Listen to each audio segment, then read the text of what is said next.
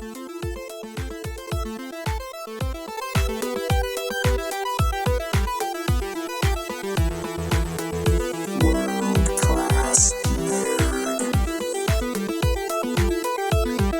right, ladies and gentlemen, welcome back to World Class Nerd. It feels like it's been a million years since we've done this, but here we are, back in action, and we're going to talk some more Wandavision, and then after the break, we'll talk a little bit about a new show called Resident Alien with Alan Tudyk.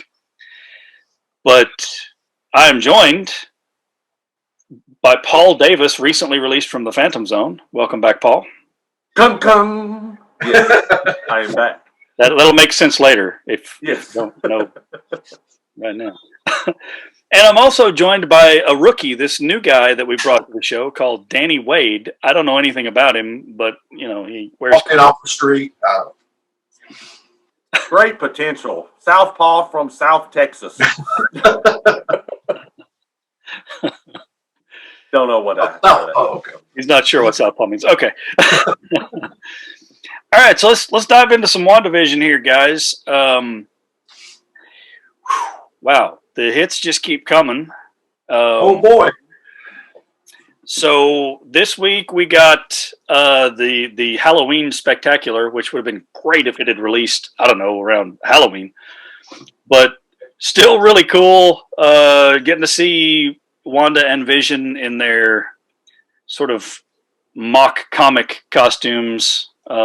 Also Pietro as comic Quicksilver, which was interesting. So lots of cool little touches, little Easter eggs, and Vision trying to get out of Westview. That didn't go so well. It causes Wanda to expand the perimeter.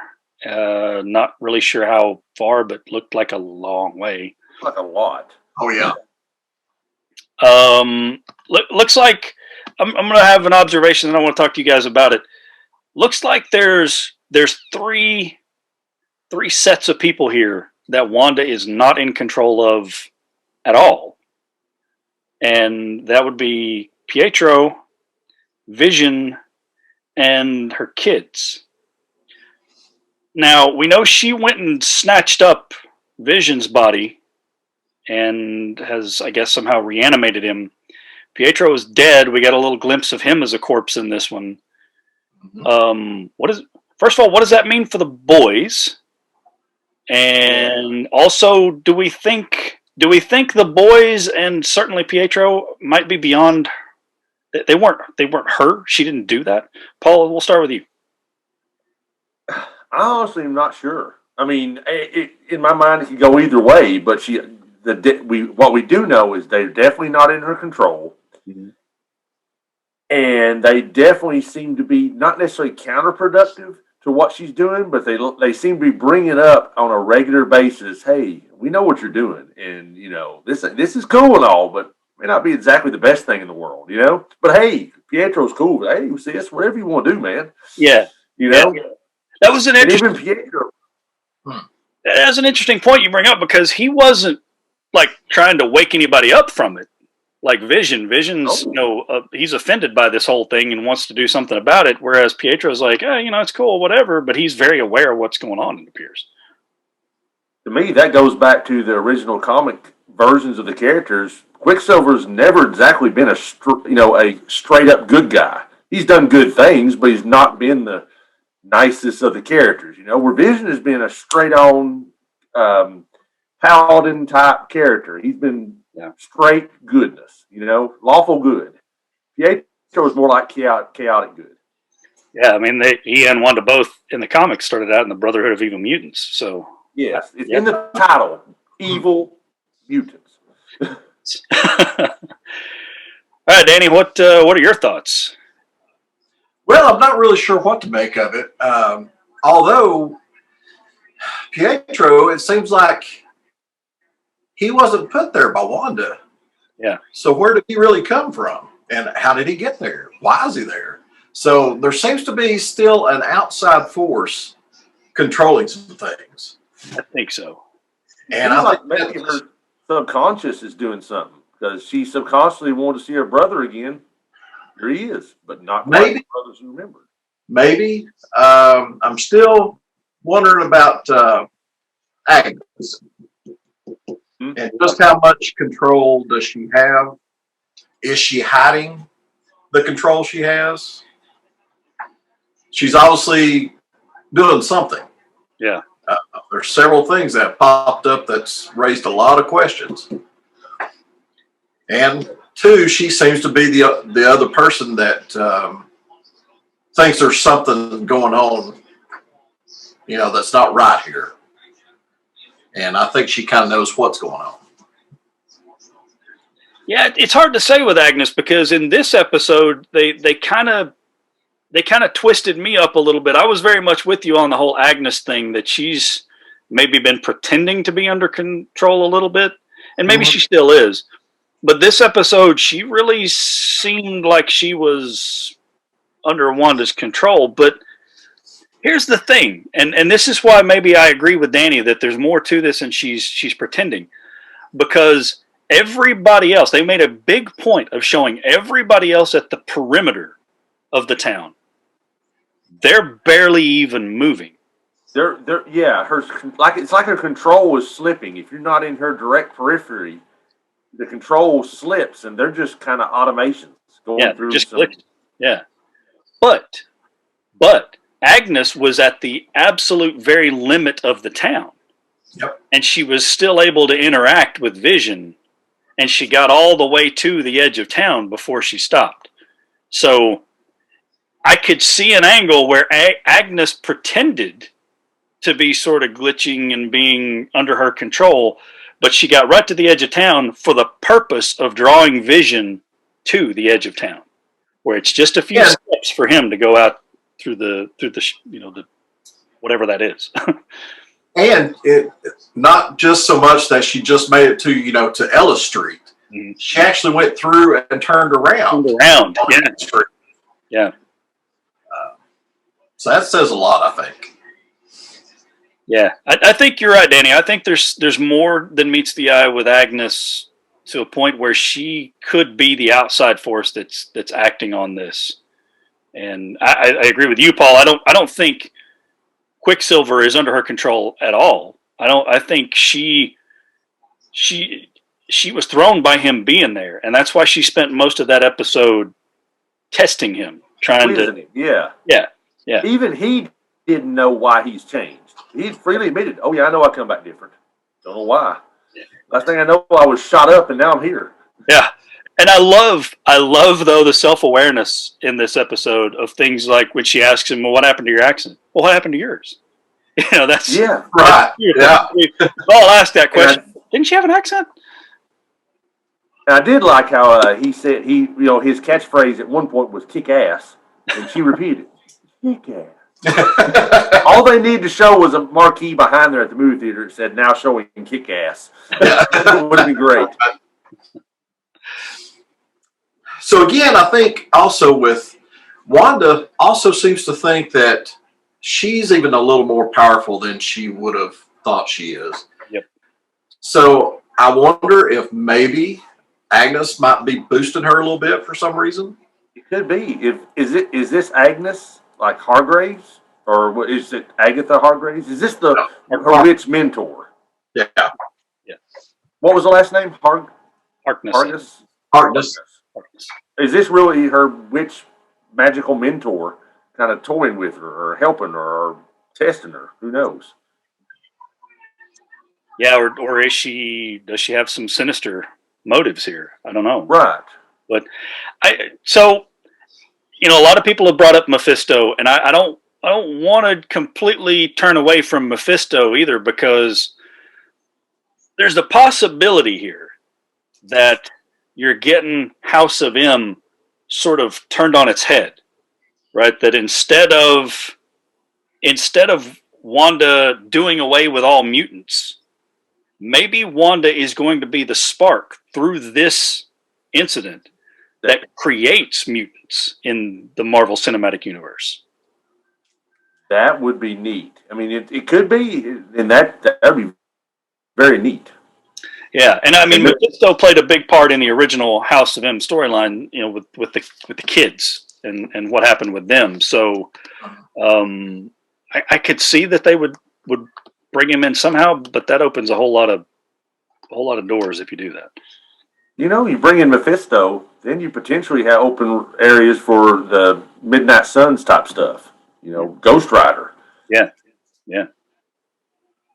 that would. Well, yeah. Let's hope it's a better Ghost Rider. How dare you disparage Nicolas Cage, sir? How dare you? Nicolas Cage was a fantastic actor.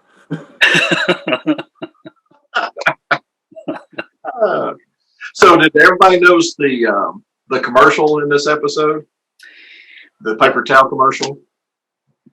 I noticed it, but I didn't I couldn't understand it. I didn't know what the reference was. Lagos? Well, that was the previous episode, wasn't it? Oh, okay. Previous episode. I'm sorry. Well, I didn't recognize it then, so you can explain it to me. Well, that's in Captain America Civil War. Mm-hmm. They were in Lagos, Nigeria, where they were doing the operation. Yep. And that caused all the stuff that led into Civil War, basically, right? The Sokovia Accords were. That was where she, had the incident with Ultron and people died, and which I guess is the whole point of the catchphrase for the paper towels, which said something like, the mistakes that you didn't mean to, or something. Yeah. For a mess you didn't mean to make. There you go. Yeah. For a mess you didn't need to make. Yeah. Fantastic. So this commercial, fantastic. This week's commercial was really interesting because there's speculation that the first commercials, all the ones up until this week's, featured the same two people, and everybody's speculating that's their parents, and that's why they were in all of them.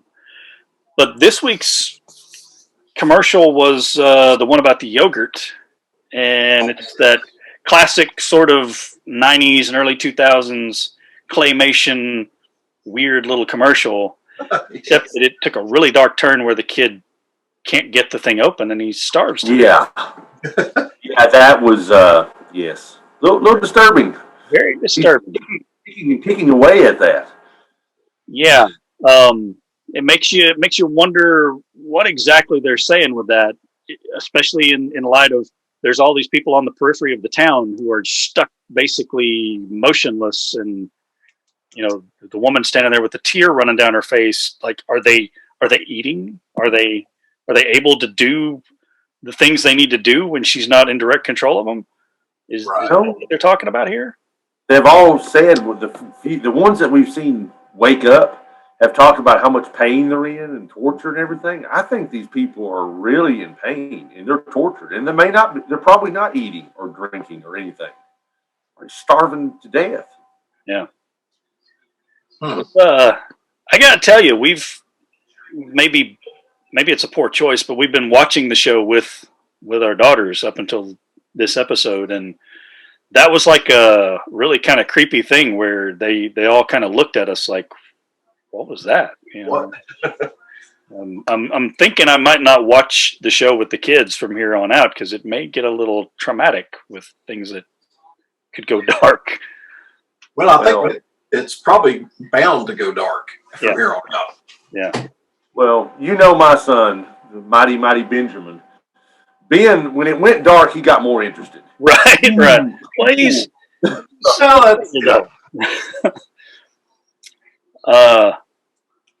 It's so okay. Let's talk about stuff going on outside Westview. We got Rambo and Jimmy Woo and Darcy. So Monica Rambeau mentions that she has an aerospace engineer friend who might be able to get her in again. Is it too much to hope that she's talking about maybe Reed Richards? Would that be too much to hope for? Oh, man. Don't get my hopes up. And for the folks that are watching on YouTube, please notice Danny's shirt. I'm a comic shirt aficionado, and that one is awesome. I've never seen it before, and I'm quite jealous. Yancey Street Barbecue, or Barbecue and Grill. That is awesome. Yeah. Got to try it. It's great barbecue. I can't wait. You don't like it? It's clobbering time for the taste buds, folks. That's right. This guy who's on fire who just heats up all the food. You know, they put a lot of right. Yeah, and your food floats to your table. It's almost like an invisible waitress brings it. Oh man. When it's time to pay, there's just a hand that kind of stretches over to. Wrenches. Yeah. Just as long as no little robot shows up, please don't. Oh, that's the bouncer, Herbie. You don't like Herbie? Actually, he's the roving jukebox. All I can say is he is still a step above Aunt May, though. Well, see, I wasn't going to do it, but you brought her into it. So she's going to be the new waitress that's coming to Yancey Street Barbecue and Grill. She's actually going to be the waitress / singer entertainment. It's going to be like a piano bar. Oh.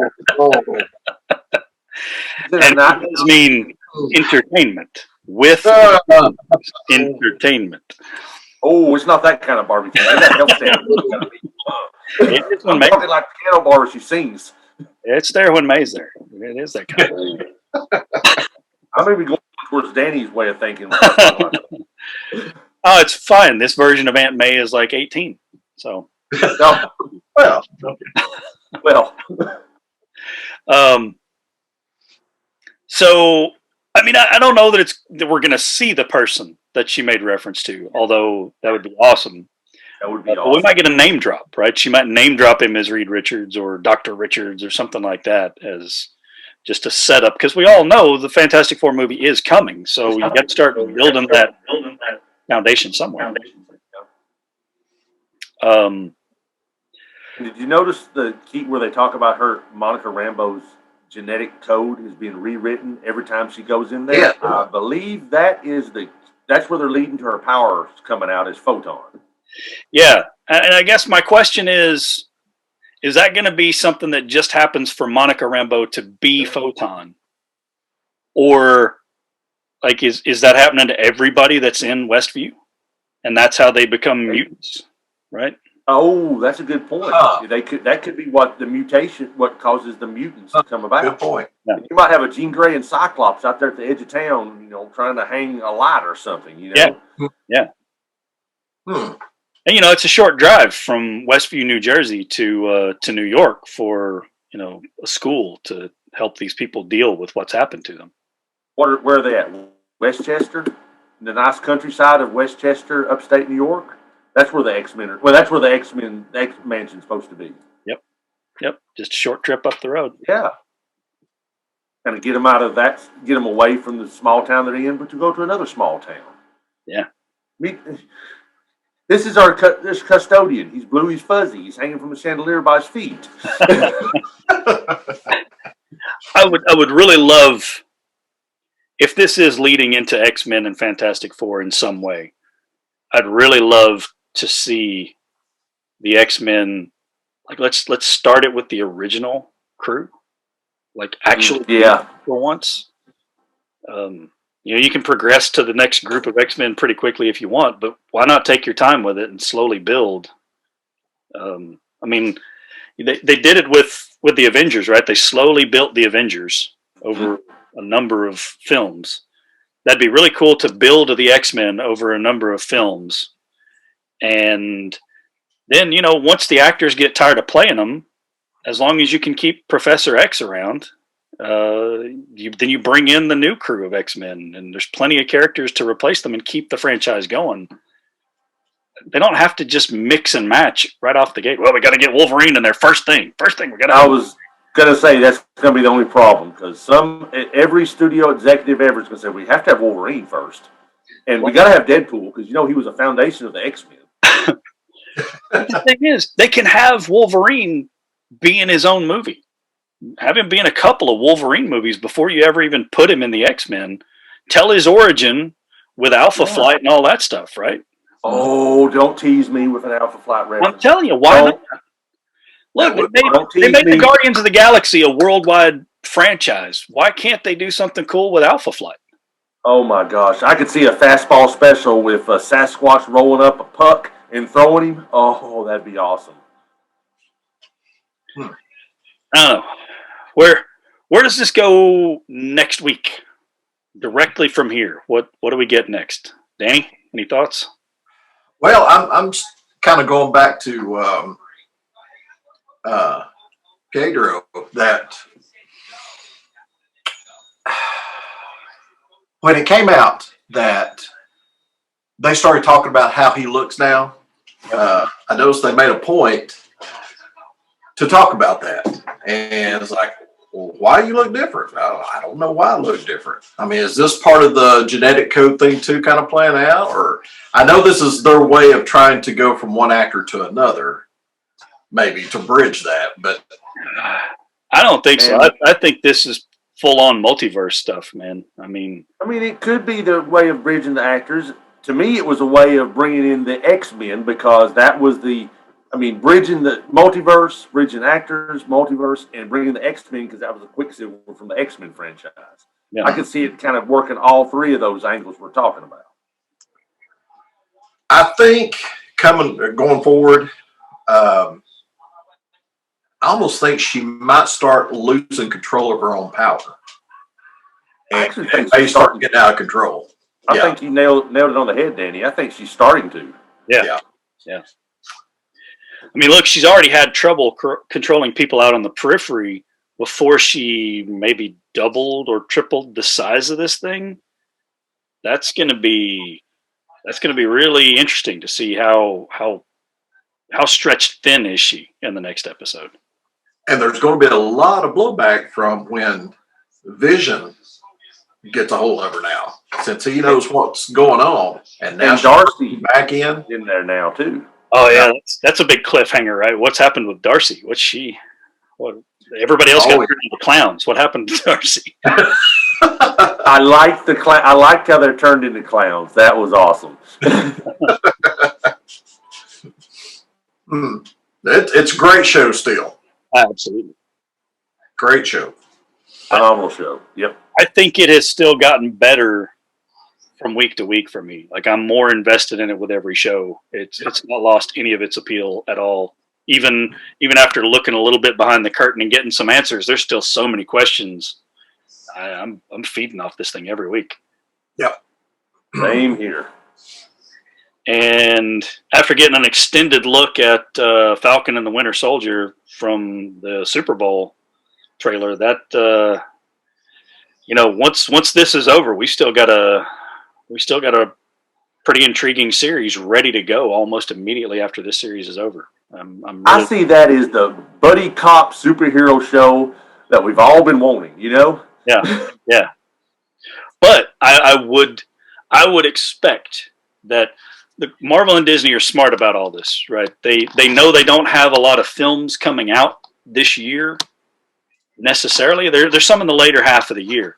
But if you're going to start sowing seeds for the X-Men and Fantastic Four, you've got to start doing it now. So I wouldn't be surprised if there's some sort of, setup in that show as well. I'm going to look for any of the next shows coming out, some sort of maybe tying in a little thread to each one. I kind of think they're going to be tied together in some way. Yeah. And right now, I think Disney is starting to hit its stride as far as its streaming service. I mean, you went from The Mandalorian to popping off with potential offshoots of The Mandalorian with Luke Skywalker. That's just the rumors. More training with Grogu, more Mandalorian adventures, Boba Fett adventures. And now the Marvel universe is finally starting to hit its stride with WandaVision, with Falcon and Winter Soldier. Who knows if there'll be more animated stuff coming up? I mean, I think What If is coming out this year. What If? Yeah. Disney to me is now gone from an only Mandalorian worthy series network, which was what it was last year, to now it's picking up steam. Yeah, I mean they launched with all their Disney catalog of stuff and the Fox catalog which was pretty impressive. But as far as new content, it was a little sparse to begin with. But yeah, they're really hitting it now. Like there's something. That's the thing. Like once we get out of this and we move into Falcon and Winter Soldier, there may be times when we're having a world class nerd show and we're talking about the Marvel thing for half the show and we're talking about the Star Wars thing for half the show. We're just talking about Disney Plus content for pizza. I could see that. Yeah, because we've got the Bad Batch animated series is coming out sometime this year. Baby, right? The Bad Batch. Yes. Cannot wait. Yeah, I'm excited about that. So I mean, I can foresee a time when we're having episodes that's all we're talking about because all their content is so compelling that we're just talking about things that are on Disney Plus. That's impressive. I think Netflix should be shaking in their boots a little bit. Oh yeah. Now, Netflix does have a new series. Well, it's not necessarily new, but I kind of discovered there's a Transformers series, War of Cybertron. It's a three parts animated series. I believe they're on the third part. It's either the third or the second part, but it kind of falls in line with a game that was out 2012, the War of Cybertron. Yep, I remember that. I started watching some episodes of it yesterday. They have now left Cybertron and they're starting the arc where they're first come to planet Earth. It shows Bumblebee as classic Bumblebee with the Viking horn. Oh, yeah. And he transformed into a small vehicle, not necessarily into a bug yet because it hadn't got to that. But that Netflix, that's the first thing that's drawn me to Netflix in quite a while. Yeah. So props to that. I mean, Disney's got a lot of stuff we watch out for, but us Transformers nerds, Netflix is where it's at the moment. Yeah. Unless you're looking for the classics. The classic Transformers content, and that's just about everywhere. Most of the free services have got that. I think Tubi has all of it. But I still watch that sometimes late at night or early in the morning just to make my wife wake up and go, "What is that sound? Da da da da da. What is that?"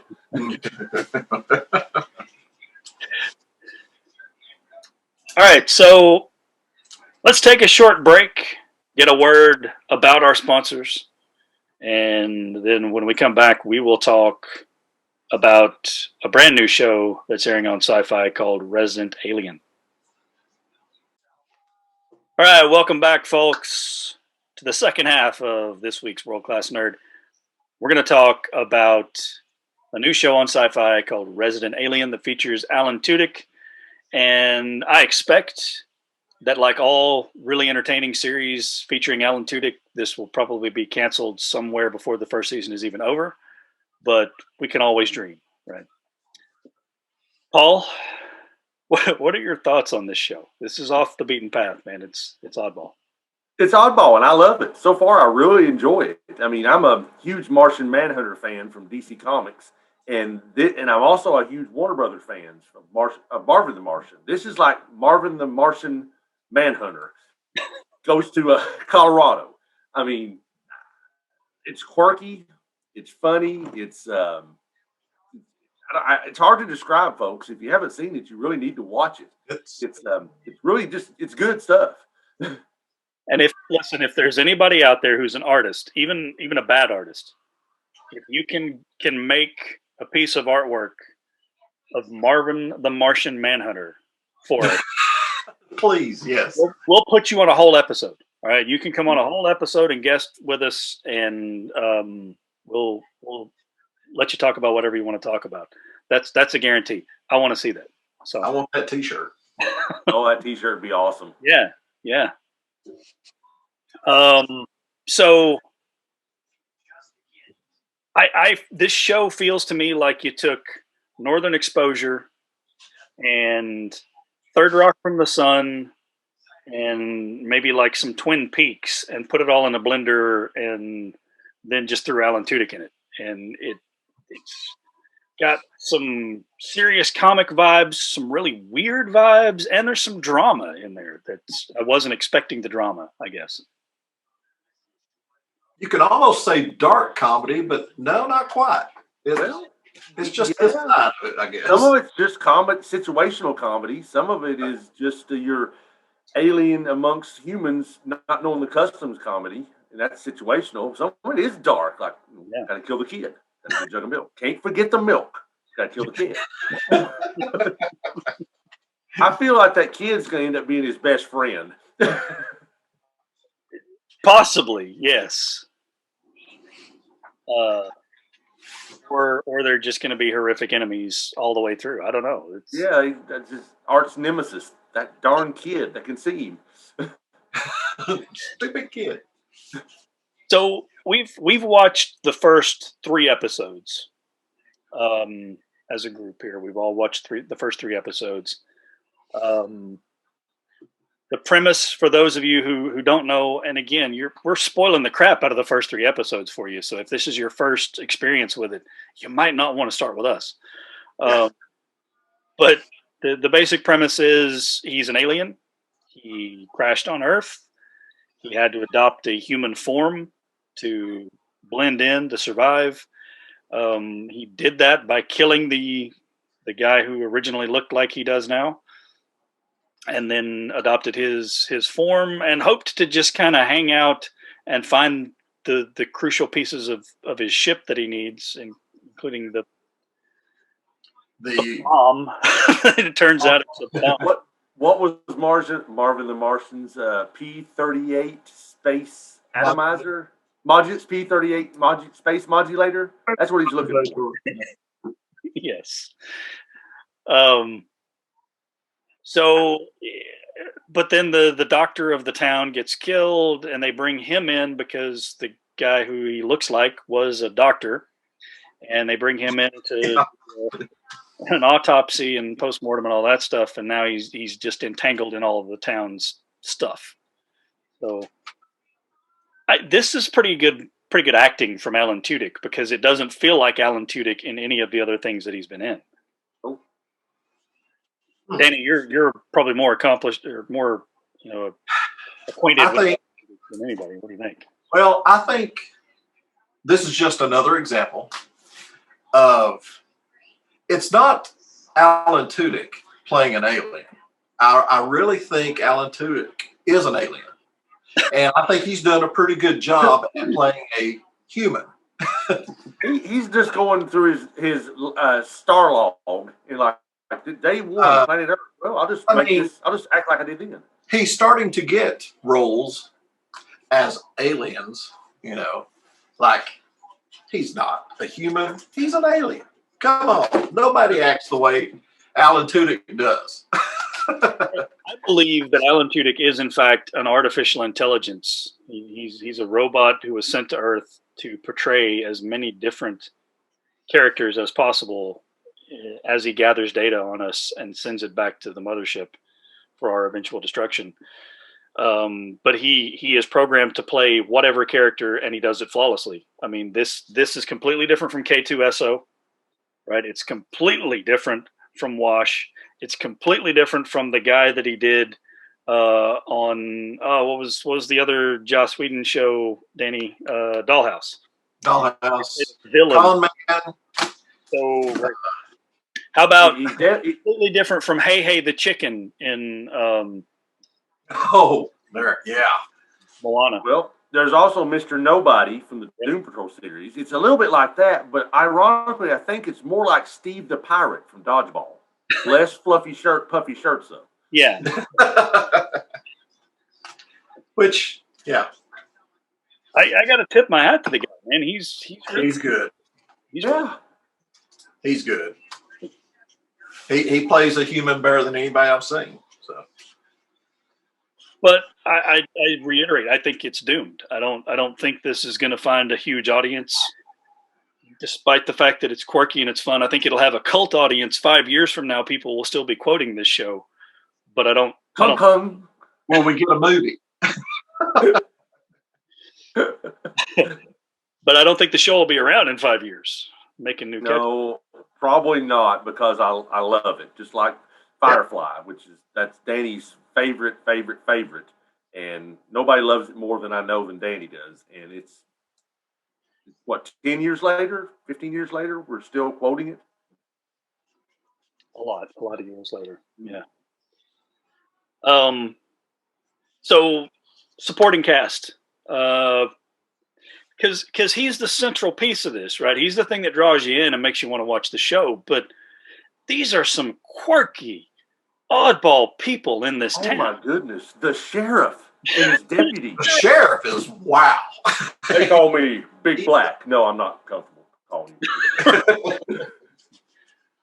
Yeah, I kind of like that sheriff. The sheriff is awesome, man. They're all awesome. The chick at the bowling alley, right? The girl.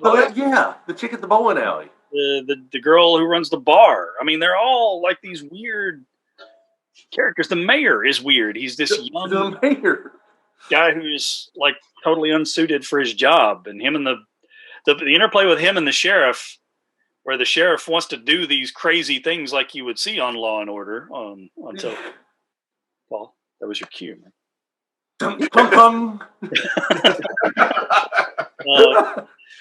But the mayor is always telling him we don't have the budget for that. I'm not paying for that. You can't do that. And then you can't store these files in my office. Well, it looks like I just did. Yeah. What kind of crime scene going on here? Where's my head? Where's my body? And if you step back and kind of look at the big picture of the whole thing, you're starting to wonder, is Alan's character the normal one here? Yeah. All these other people? All three of us have grown up in the same small town. We know that when you're in a small town, there's characters, and the small town people that grow up there have their own kind of way of seeing, acting, and doing things. And quirky is kind of a norm. We're in a small town. Now, this small town is quirkier than normal, but still, you see this quirkiness in the small towns that you don't quite see in the big cities, which is a whole different quirkiness. Yeah. Well, interestingly, there's sort of some subplots running here as well. So there's the subplot of is he ever going to find the bomb, and is he going to use it if he finds it? Right. There's also the subplot of these two other characters that are kind of popping in from time to time and seem to be maybe on his trail. Almost Men in Black like. They're not Men in Black, but government agents. I get that feeling of G-men. Well, I think it's one of two things. It's either G-men, or are they other people from his planet who are looking to finish the job and find out what happened to him? That's what I'm thinking. That's where I'm leaning. That's the vibe I got from the woman. Yeah. Yeah. I honestly really hope it's like some rogue MUFON agents that have put down their fanny pack and their hot Cocoa Puffs and got out of their mom's basement and chasing the alien for real.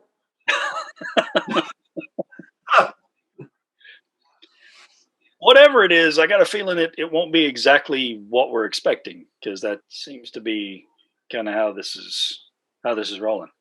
Speaking of subplots, the plot with his nurse and his chief romantic interest and best friend, and her child she gave up for adoption, and her abusive husband, and the way she's left that hard life and gone back to her family. That's some heavy stuff, man. There's some drama. Yeah, there's definitely drama. Yeah. That is the part I was not expecting at all. No, yeah. And I like it though. You know, I like the story that she gets out of that bad relationship. You know. Well, I tell you, I'm usually not surprised by a lot of the twists that they give us on shows, because most of the twists are just, they're not well thought out, and they don't plant the seed and water it correctly.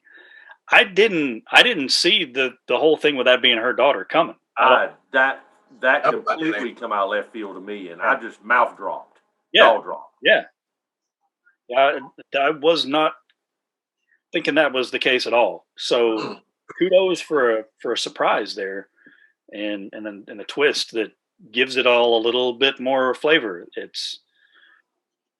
There's interesting bits to this. Yeah. But kind of speaking about the drama part of it, it's not a heavy drama show, which is good. They'll give you drama, but then they'll give you Alan Tudyk to counteract that drama. Yeah. What I like about the show is that it really has a little something for everybody if you give it a chance. If your sci-fi aficionados come in for the alien part of it, your comic book people come in because this was a Dark Horse comic. Yeah. Your drama people come in because of the nurse and her daughter and her former life. I mean, if you really give the show a chance, it could have legs for a while. But I'm just worried that people are not going to give it a chance, like you were saying, Brian. Yeah, and here's my one complaint about the show. I do enjoy all the quirky characters, but episode 3 was a little bit of a jarring shift from the first 2 episodes, and it paid off with the twist of that being her daughter, but it's a little jarring to go from him being the centerpiece of the show to, in the 3rd episode, he was just kind of there. He was popping in and out, yeah, a little bit, and they're going to have to work to balance having is this an ensemble cast show or is it a show about this alien? So they're going to have to figure that out here in the early days, because that could be that could be problematic if they don't know what the show is really going to be. Right. I didn't have a problem with them developing some of the other characters a little more if they continue to develop that, if they continue to have it as an ensemble cast. I mean, I tuned in for the alien show, but now I'm kind of invested in knowing what's going on with everybody. Yeah, but I think you're going to lose some people if you're not really. I mean, this was primarily an Alan Tudyk vehicle, right? They used him and the alien to promote this thing heavily, and you can't give us all that Alan Tudyk, scene chewing acting and then start dialing him back bit by bit every episode until he fades into the background. He's got to still be prominent in every episode, I think. But maybe this is kind of their way of stretching the life of it a little bit. Maybe. Could be. I hope this thing goes multiple seasons, and we get to see even more weird characters roll into town and come out of the woodworks. But do we get maybe some surprise people from Firefly maybe that pop in? Is that asking too much? No. I mean, maybe a female mechanic that keeps all the vehicles in town running with a salty mouth and a bad attitude. That would be good. I think you're asking for the show to be doomed even faster, Danny. I just took 2 episodes off of that. Yeah. They just canceled the renewal that they were going to announce. They just pulled that back. No, wait, hold on. Let's think about this. You're welcome. It's Syfy. So the Syfy channel historically doesn't make the wisest decisions about things like this, but no, but now there's always hope because there's so many streaming services that we've talked about in the future. I mean, in the past of the show, somebody could pick it up real easy and run with it if there's enough audience there. That's true. Well, that's the big thing with streaming shows. I mean, anything's possible now. Yeah. And I don't think this necessarily has to have a huge budget either, because they're using sound stages for a lot of this stuff, even though it doesn't appear that they are. And they're nowhere near Colorado. They're in Vancouver, which is probably where their studios are based anyway. So you get a little CGI with the alien, and you get a little CGI with the spaceship scenes. But I mean, they're reusing that spaceship scene, like the scene of it coming into the atmosphere and dropping off. Yeah. They're reusing that like every episode, maybe 2 times in an episode. So I got to think they're not spending a ton of money on this. So maybe it can have some staying power because of that. Yeah. If you're making a Farscape or something like that, you got to have a lot of money to put that show on the air week after week. This is mainly just a sitcom based in a town, so They don't have to make a ton of money to back it up. Well, Can I point out the one thing I don't know if anybody else has noticed? That truck he drives, that classic Dodge Power Wagon, that is a very underused, underappreciated vehicle in the lexicon of classic vehicles in the U.S. history. That's one of the first big Dodge trucks. I was just thinking about his truck. Yeah, it's cool, isn't it? Yeah, it is. It is. I had a big red Dodge for a while. I don't know why I ever traded it, but that was a cool truck, man. My favorite vehicle I've ever owned was my big red Dodge. Both of y'all remember that. I love that truck, and I ended up selling it too. And I miss it some days. It was fun to drive. Dude, mine was completely mechanical, no electronics. Like, oh yeah, mine was manual transmission. You know. Yeah, It was so broke in, I didn't even have to hit the clutch most of the time. I could just shift. I just felt the engine. That's broke in, bordering on broke. But yeah. Right. Kids today don't understand. They don't understand the beauty of an old mechanical machine. It's great. Mm-hmm. So, favorite character other than Alan Tudyk's character, Paul? Oh gosh, that's tough. I'm gonna go with the nurse. I love her. His sidekick, the nurse. I love her. Danny? It's got to be probably the sheriff or Darcy. Oh man, I could have went with either one of them too. Yeah, I'm all about Darcy's the one who runs the bar, right? Right. Yeah.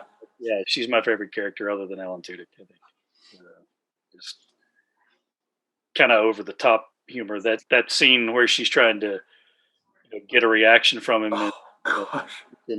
She's showing off her hiney and pulling her shirt up. And what is the nurse's name? I hate keep calling her Asta. Asta. Is that how you pronounce it? Asta. Asta. The looks on Asta's face from almost off camera, like what? What are you doing? Well, I love she immediately starts rationalizing that he really was trying to play it off, but he's jealous. He's like really jealous, and Asta's like, no, he isn't. He's just like, no, he isn't jealous. He has. No and you say it in his face, he's like, I don't know what you're doing. Leave, please leave. I gotta say, like, I love the show, but there are times when it's like he is so bizarre and his reactions are so bizarre that it almost pulls me out of it, because it's like there's no way people would just stand there and have a conversation with him when he's acting this way. But it's just so funny that you just go with it, I guess. I don't know. I've said some pretty off the wall things to people in my profession just to see the reaction, and they have stood there with me still talking. They have a wild look on their face like they want to flee, but I've almost run away from you in a conversation. I do that all the time with you. Yeah. You guys have left me standing many times after I've said something. If only you guys could see the picture that Paul sent me about a book. Oh, yes. You'd understand why Paul, if Alan Tudyk ever wants to step aside and let Paul Davis take over. You talking about the but I have an illustrated history to UFOs. Oh my goodness. It has all the illustrations of the different spaceships that's been cataloged, different alien races. I've got an encyclopedia of all the known alien races that's encountered Earth. I've been reading all night. Let me clarify, folks. He's not talking about science fiction. Okay, a lot of us nerds might have a book about all the different aliens that have been in different media. He's talking this is science fact. Yeah. That would be Paul. We're going to do a very special episode in the future. I can see this coming. Is it an episode or intervention? Well, an episode to explain you. That's going to take like a mini series. It's going to take a little bit. Well, it's a multi-parter. That's gotta be. Because Brian, I don't know if you know, but I sent the same set of photos to Danny on a separate thread. Oh, I know. And all he got was, oh, you talked about it. Yes, you don't know that. Oh, no, I commented. Oh, my gosh. Did Paul send you this? Yes, I'm a little worried about him. Me too. We're not actually meeting him in person this week, all right? Oh, no. He's safely somewhere else. Yeah, we'll go with that. Yeah, that's what I said. Yeah. Yeah, that's good.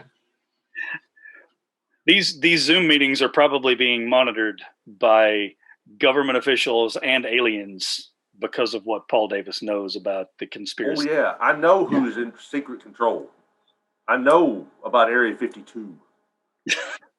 I know about Hangar 18. I know where it is. 51 is so overrated. 51's a distraction. Is. That's the tourist trap. 51, 52 is where it's at. Yeah. I see now. Okay. Why do you always tell me that? I see now. I'm not crazy. I see. You folks can't see it.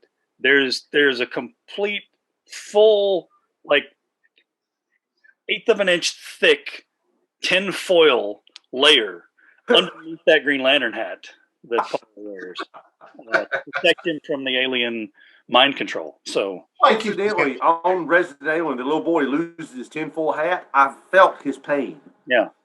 I've been there. You're wanting to pick it up for him. Here. I wanted to give him mine. It's bigger.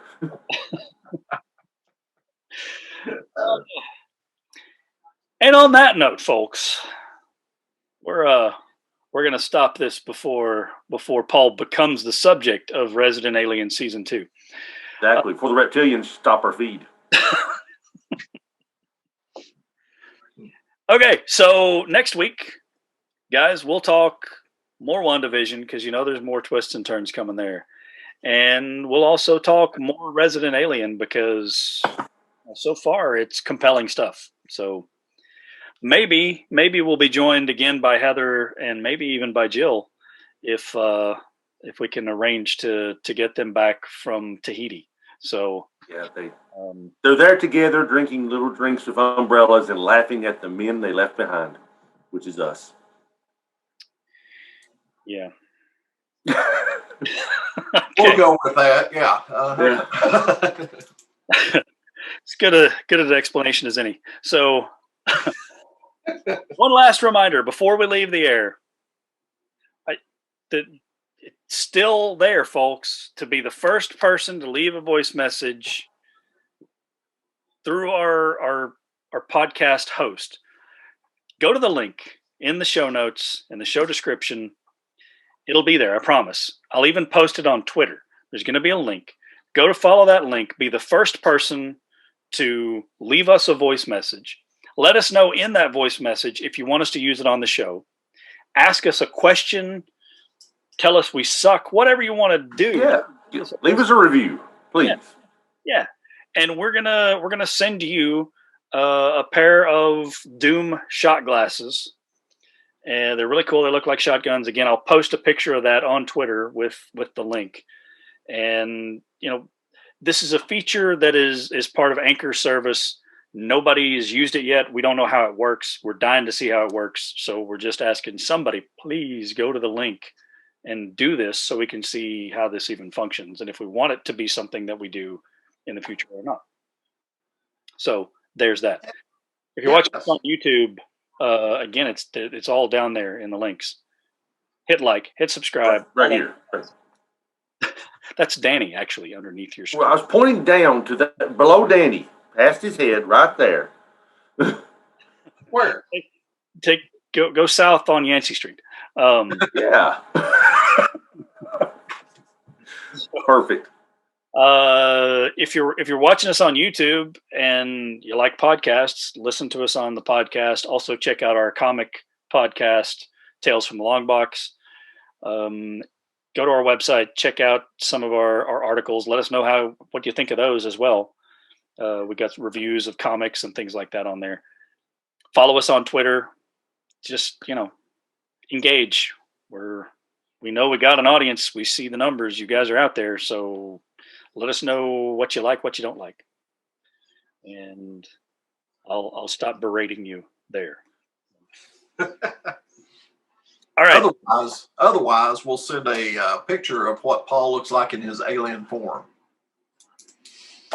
Yes, we will. You don't want to see that. Hint, hint. I'm not a reptilian. It's pretty similar to what he looks like right now, honestly. Yeah, doesn't change much. No. Tall gray. It's tall. I'm a tall gray. Glasses in real life. Like the That's his discussion. oh, there it is. All right, Paul Davis, tell him goodbye, man. The truth is out there. I want to believe. Stay classy, folks. Love you. Danny Wade, can you top that? No, so what he said, I guess. I'll go with that. Love you, Danny. Glad to have you back. Thank you. All right, folks, this is a crew from World Class Nerd signing off.